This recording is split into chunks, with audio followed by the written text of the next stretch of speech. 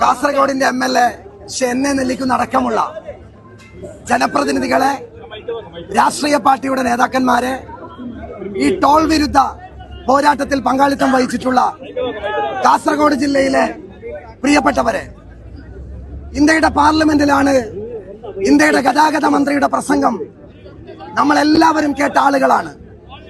60 കിലോമീറ്ററിൽ ഒരു ടോൾ എന്ന് പ്രഖ്യാപിച്ചത് ഇന്ത്യയുടെ പാർലമെന്റിൽ ഇന്ത്യയുടെ ഗതാഗത മന്ത്രിയാണ്. കേരളത്തിന്റെ ഹൈവേ നിർമ്മാണവുമായി ബന്ധപ്പെട്ടുകൊണ്ട് ഒരുപാട് നഷ്ടങ്ങളും സഹിച്ചുകൊണ്ട് ഈ പദ്ധതിയുമായി സഹകരിച്ച ജനങ്ങളാണ് മഞ്ചേശ്വരം മണ്ഡലക്കാരും കാസർകോട്ട് ജില്ലയിലെ ജനങ്ങളും.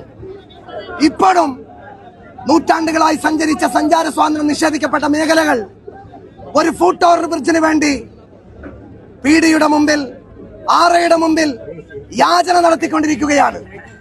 ആരിക്കാട് കടവത്തടക്കമുള്ള, മാവിനക്കട്ട് അടക്കമുള്ള സ്കൂളുകളുടെയും കോളേജിന്റെയും മുറ്റങ്ങളടക്കമുള്ള തലപ്പാടി മുതൽ ഈ ജില്ലയുടെ അങ്ങേയറ്റം വരെ ഫുട് ഓവർ ബ്രിഡ്ജിന് വേണ്ടി കാത്തു നിൽക്കുന്ന സമയത്ത് ധൃതി പിടിച്ച് ആരോടും ആലോചിക്കാതെ DDCയിൽ 5 MLA ശക്തമായി പ്രതിഷേധിച്ചിട്ടും MP ശക്തമായി പ്രതിഷേധിച്ചിട്ടും ഇല്ലീഗലായി ടോൾ സ്ഥാപിക്കാനുള്ള ശ്രമവുമായിട്ടാണ് national highway authority of India മുന്നോട്ട് പോകുന്നത്.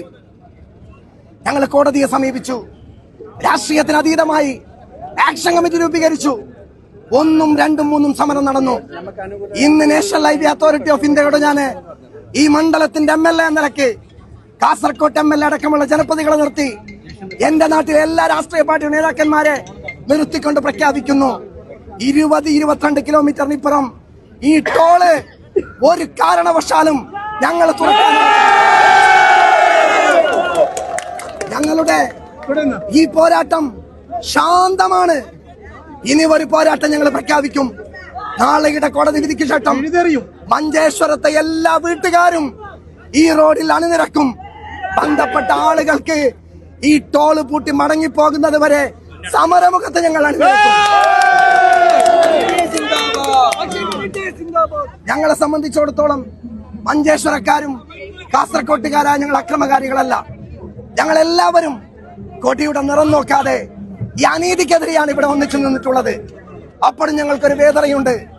ഇന്ത്യ ഭരിക്കുന്ന ഒരു പാർട്ടിയാണ് BJP. അവരുടെ പ്രതിനിധികൾ ഈ സമരവുമായി സഹകരിക്കുന്നില്ല. നിങ്ങൾ കള്ളനും പോലീസും കളിക്കുന്നുവെങ്കിൽ മഞ്ചേശ്വരത്തെ ജനങ്ങൾ BJPക്കാർക്കും പാഠം പഠിപ്പിക്കുമെന്നാണ് ഈ സമയത്ത് പറയാനുള്ളത്. ഞാനൊരു കാര്യം പ്രഖ്യാപിക്കുന്നു, ഞങ്ങളുടെ സമരത്തിന്റെ സൂചനയാണ് ഇവിടെ നൽകുന്നത്. ഇനിയുള്ള സമരം